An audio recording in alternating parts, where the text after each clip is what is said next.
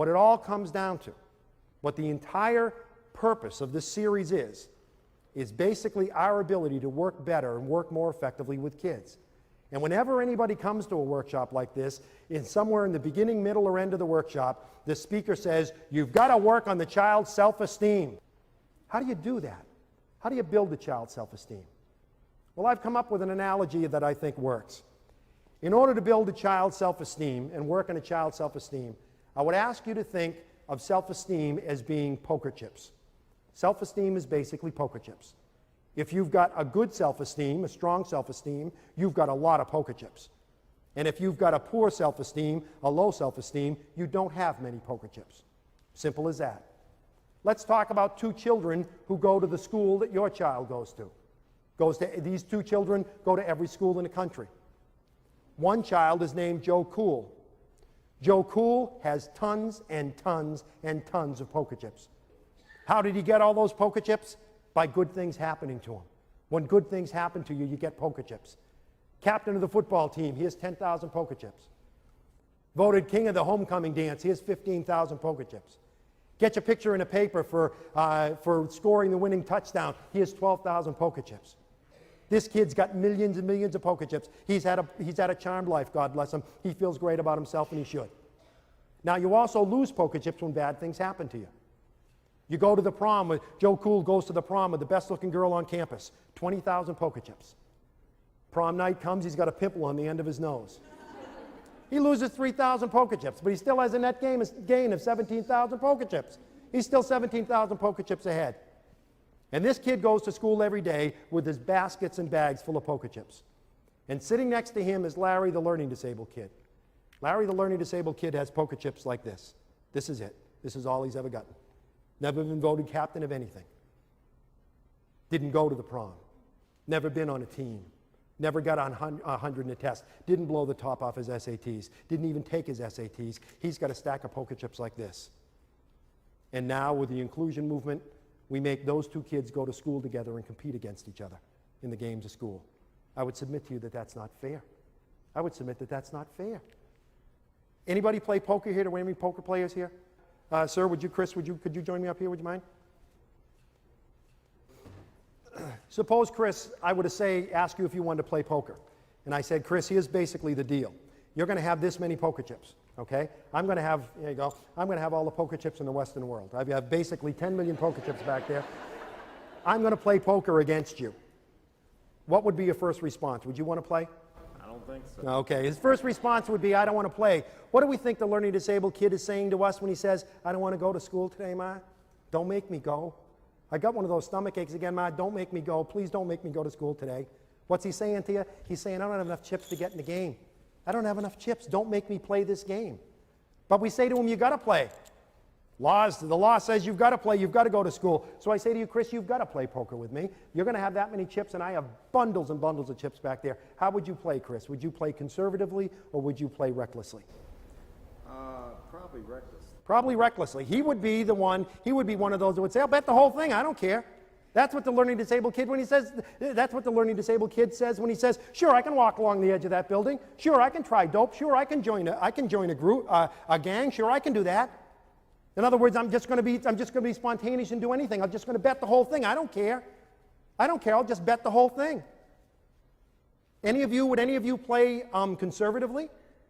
Yeah, some people are saying, I play conservatively. I just bet one chip at a time. That's what the kid with a learning disability is saying to you when he says, no, I don't want to ask anybody to the dance. Don't ask me to, Ma.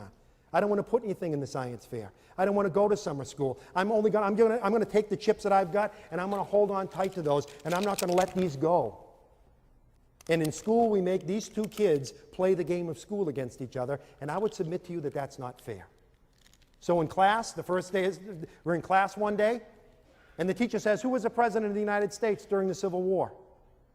And Joe Cool's sitting there, and he's saying, I think it was Calvin Coolidge, but I'm not sure. Well, what the heck? I've got 10 million poker chips. If I get this answer wrong, it's only going to cost me 5. Was it Calvin Coolidge? Teacher says, no. Larry, the learning disabled kid, is sitting there, and he's looking at this little stack of poker chips. He's got 25 poker chips to his name. And he's thinking, I think the answer is Abraham Lincoln. I think the answer is Abraham Lincoln, but I just don't dare answer. I don't dare respond because I have another game I've got to play at lunch. You see, yesterday when I went to lunch, I gave the lunch lady, the one with the hairnet and the tattoo, I gave the lunch lady a $20 bill, and she only gave me change for a 10. And my father said, don't you come back without that extra $10.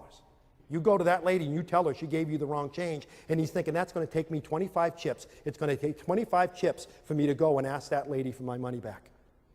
So I don't dare play in this game, because if I lose the chips, I won't have enough to play in the game I've got to play at lunch. And the teacher says, the right answer is Abraham Lincoln. And Larry goes, oh, I should have done it. I should have done it. The reality is that the self-esteem of our kids, the problem with the self-esteem of our kids is they just don't have enough poker chips. The solution is to give them poker chips. How do you give kids poker chips? How do you build their self-esteem? One is, you find, if you're a parent or you're a teacher, you find the island, what Bob Brooks calls the island of competence. You find the one thing that child can do well, and you make a big deal out of that. You celebrate that. You make that very important. If you're a mom and the only thing your child knows how to do is use a Phillips head screwdriver, every Thursday before he gets off the bus, you loosen every bloody screw in the house.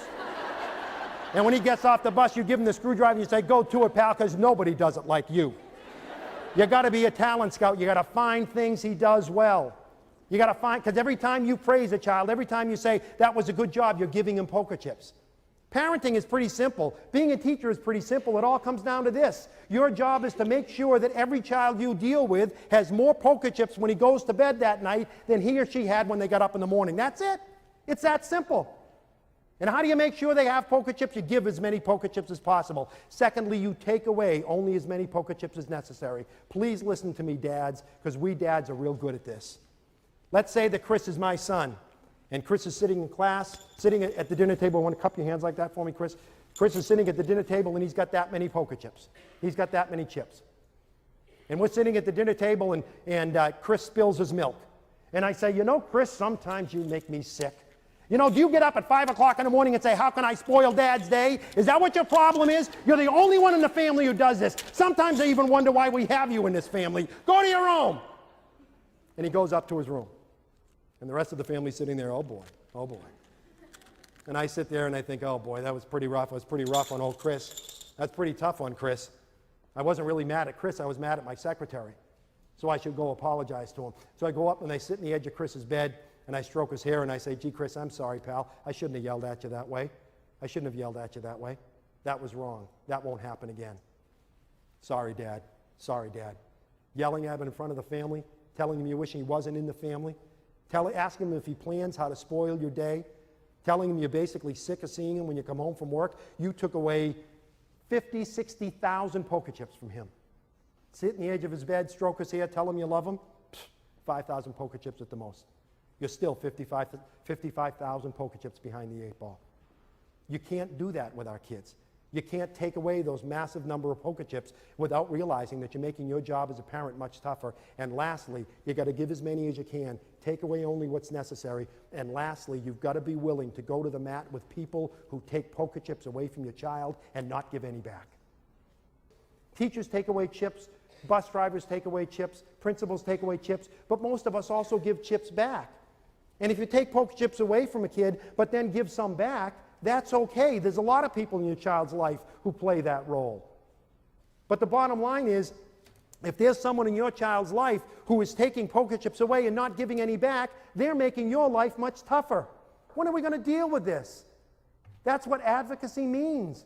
Standing up for someone who can't stand up for themselves. If you're a teacher or a parent, you've got to be willing to go to the mat with people who take chips away from your kid and not give any back. You're a mom, you get up in the morning, you make him French toast. Oh man, 20,000 chips. You lay out his favorite clothes, a Beavis and Butthead t-shirt that he loves and you hate, 15,000 chips. You put his books at the door ready for him to go out the door, 10,000 chips. You warm up the maple syrup, oh my God. You warm up the maple syrup, another 5,000 chips. You have a nice breakfast with him, you give him a big kiss, and you send him out the door with a great big hug and kiss, and 50,000 brand new poker chips. And he steps on the school bus, and the school bus driver says, well, here's the retard. You might as well stay at home. You might as well stay in bed, Ma. You might as well have stayed in bed. Because that one comment took 60,000 chips away from your son. 60,000 chips away like this. You might as well have stayed in bed because all the chips that you gave to your child were just taken away. Being a parent, being a teacher is not all that complicated. It's all a matter of poker chips. None of us want to think about what happens to a child at 18 and 19 years old that doesn't have enough poker chips to play the games of life. You know how many poker chips it takes to ask for your first job? You know how many poker chips it takes to ask someone to marry you? Thousands and thousands of poker chips. One of the reasons that many adults with learning disabilities have problems, they just don't have enough poker chips to get into the games of adult life. And when you don't have enough poker chips, suddenly suicide begins to make sense, drug abuse begins to make sense, gangs begin to make sense. Our job is as simple as this, to make sure that every child who crosses our paths has a parent or a teacher, every child that crosses our paths has more poker chips when he goes to bed that night than when he gets up in the morning. It's that simple. And hopefully this has helped. Thank you very much.